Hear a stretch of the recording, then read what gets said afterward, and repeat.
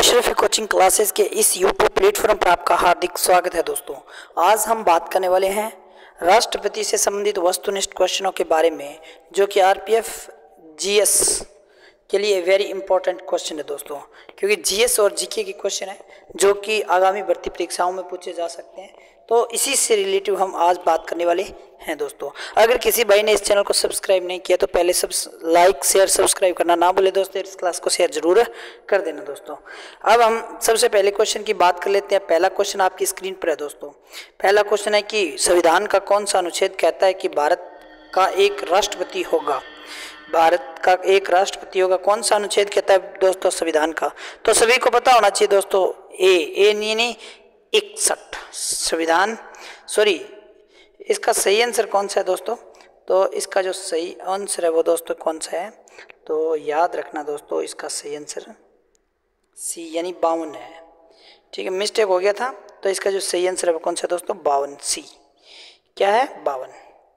ठीक है, अगर बात करें इसके बारे में दोस्तों तो देखो, संविधान का भाग 5वां के अनुच्छेद 52 से 78 तक संघ की कार्यपालिका का वर्णन है और अनुच्छेद 52 के अनुसार राष्ट्रपति भारत का एक राष्ट्रपति ही होगा दोस्तों। भारत के कितने राष्ट्रपति होंगे? एक। संविधान के किस भाग में? 5वें भाग में। अनुच्छेद कहाँ से कहाँ तक? तो 52 से 78 के मध्य है। संघ और कार्यपालिका का क्या है दोस्तों? वर्णन है। ठीक है, भारतीय राष्ट्रपति की बात करें तो भारत का राष्ट्रपति कितने होंगे? एक होंगे। तो सभी को याद होना चाहिए दोस्तों, भारतीय राष्ट्रपति कितने होंगे? एक होना चाहिए दोस्तों। अब हम बात करते हैं नेक्स्ट क्वेश्चन के बारे में दोस्तों। तो नेक्स्ट क्वेश्चन आपकी स्क्रीन पर है। तो राष्ट्रपति के चुनाव में कौन भाग लेता है? जब जल्दी से जल्दी सभी का आंसर आना चाहिए दोस्तों। राष्ट्रपति चुनाव में कौन भाग लेता है? संसद के दोनों सदन के निर्वाचित सदस्य या राज्यसभा विधानसभा के निर्वाचित और मनोनीत सदस्य, सभी केंद्र शासित प्रदेशों के सदस्य या उपयुक्त सभी। तो इसका जो सही आंसर है वो कौन सा है दोस्तों? सभी को क्या होना चाहिए? पता होना चाहिए। इसका सही आंसर ए नंबर है। कौन सा है दोस्तों? ए नंबर। संसद के दोनों सदनों के निर्वाचित सदस्य भाग लेते हैं दोस्तों। इसके बारे में अगर क्या करें हम दोस्तों, बात करें तो राष्ट्रपति चुनाव में संसद के दोनों सदनों में निर्वाचित सदस्य, राज्य विधानसभा के निर्वाचित सदस्य और केवल दिल्ली और पांडुचेरी विधानसभाओं के निर्वाचित सदस्य ही भाग लेते हैं दोस्तों। तो ये भी आपको पता होना चाहिए कि राष्ट्रपति चुनाव में भाग कौन लेते हैं। तो संसद के दोनों सदनों में जो निर्वाचित सदस्य होते हैं वो लेते हैं दोस्तों, और राज्य विधानसभा के निर्वाचित सदस्य और केवल दिल्ली और पांडुचेरी विधानसभाओं के निर्वाचित सदस्य भाग लेते हैं दोस्तों। तो ये सभी को आपको क्या होना चाहिए दोस्तों? पता होना चाहिए दोस्तों। अब कर लेते हैं नेक्स्ट क्वेश्चन के बारे में चर्चा दोस्तों।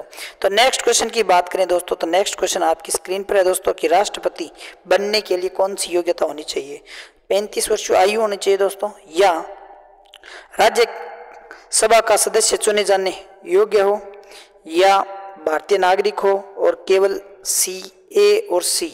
तो इसका जो सही आंसर है दोस्तों कौन सा है? केवल ए और सी है दोस्तों। क्या है? केवल ए और सी आंसर है इसका। देखो, राष्ट्रपति बनने के लिए 35 वर्षों की आयु होनी चाहिए, लोकसभा का सदस्य चुने जाने योग्य हो और भारतीय नागरिक होना चाहिए दोस्तों। तो ये भी आपको याद रखना है, 35 वर्ष की आयु होनी चाहिए, लोकसभा का सदस्य चुना जाने योग्य होना चाहिए दोस्तों, और भारत का क्या हो? नागरिक होना चाहिए। ठीक है, अब नेक्स्ट क्वेश्चन आपकी स्क्रीन पर है दोस्तों। वेरी इंपॉर्टेंट और बहुत ही अच्छा और शानदार क्वेश्चन आपकी स्क्रीन पर है दोस्तों। क्या निम्नलिखित में से कौन सा कथन गलत बताना है दोस्तों? कौन सा कथन गलत है? ठीक है, तो देखो, राष्ट्रपति चुनाव में राज्य विधानसभा के निर्वाचित और मनोनीत सदस्य भाग लेते हैं। राज्य विधानसभा के निर्वाचित और मनोनीत सदस्य भाग लेते हैं क्या? तो मैंने आपको बताया था, कुछ मिनट पहले ही बताया था कि मनोनीत सदस्य भाग नहीं लेते दोस्तों। मनोनीत सदस्य भाग लेते हैं या नहीं लेते? तो नहीं लेते। संघ कार्यपालिका में राष्ट्रपति, उपराष्ट्रपति, प्रधानमंत्री, महान्यायवादी शामिल होते हैं दोस्तों।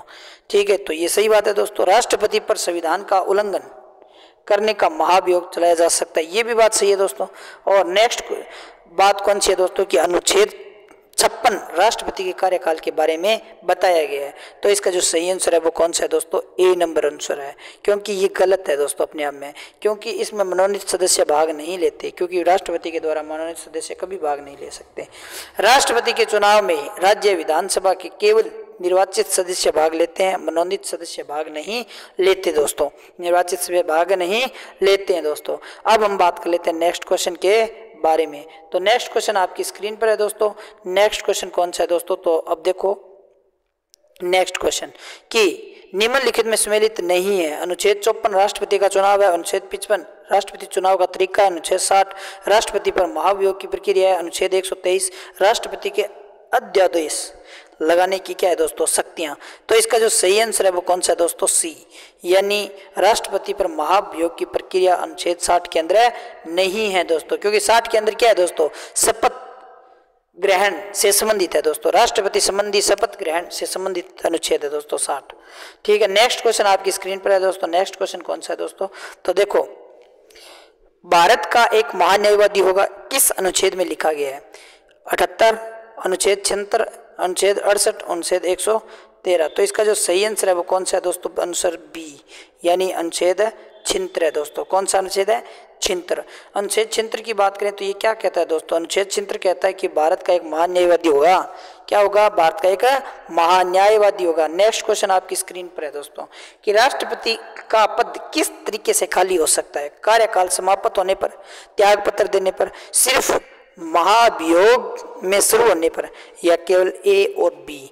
तो इसका जो सही आंसर है केवल ए और बी, यानी त्याग पत्र या फिर समाप्त कार्यकाल। ठीक है, इसके बारे में अगर बात करें तो राष्ट्रपति का पद निम्न तरीकों से खाली हो जाए, निम्न तरीकों से क्या हो जाए दोस्तों, खाली, निम्न तरीकों से क्या हो जाए, खाली हो जाएगा। और कार्यकाल की बात करें दोस्तों, किसकी बात करें, कार्यकाल की समाप्त होने पर या त्याग पत्र देने पर, महाभियोग प्रक्रिया पूरी होना या होने पर। तो ये क्या है, इसका आंसर डी आंसर सही था दोस्तों। नेक्स्ट क्वेश्चन आपकी स्क्रीन पर है दोस्तों, सेकंड लास्ट क्वेश्चन है। और देखो निम्न में से कौन सा कथन सही नहीं है, राष्ट्रपति भारत के सैन्य बलों का प्रमुख होता है, राष्ट्रपति केंद्रीय बजट को संसद के समक्ष पेश करता है, अनुदान की कोई भी मांग राष्ट्रपति की सिफारिश के बिना की जा सकती है, राष्ट्रपति वित्त आयोग के अध्यक्ष को चुनता है। तो इसका जो सही आंसर कौन सा है दोस्तों, सी, क्या है दोस्तों, सी आंसर, यानी अनुदान की कोई भी मांग राष्ट्रपति की सिफारिश के बिना की जा सकती है दोस्तों। तो ये सही नहीं है इसका सही आंसर। ठीक है, क्यों, क्योंकि देखो अनुदान की कोई मांग राष्ट्रपति की सिफारिश बिना नहीं की जा सकती है दोस्तों। नेक्स्ट क्वेश्चन आपकी स्क्रीन पर है, लास्ट क्वेश्चन है दोस्तों आपकी स्क्रीन पर। तो देखो राष्ट्रपति राष्ट्रीय आपात की व्यवस्था किस अनुच्छेद में है, अनुच्छेद 356, अनुच्छेद 352, अनुच्छेद 360, 365।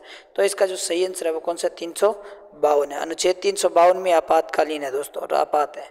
तो देखो दोस्तों राष्ट्रीय आपात किस व्यवस्था अनुच्छेद 352 में उल्लेखित है दोस्तों। तो आज के लिए बस इतना ही। अगर ये क्लास आपको अच्छी लगी है तो ज़्यादा से ज़्यादा शेयर, सब्सक्राइब और लाइक करना ना भूलें, और इस क्लास को एंड तक जरूर देखना है दोस्तों। धन्यवाद।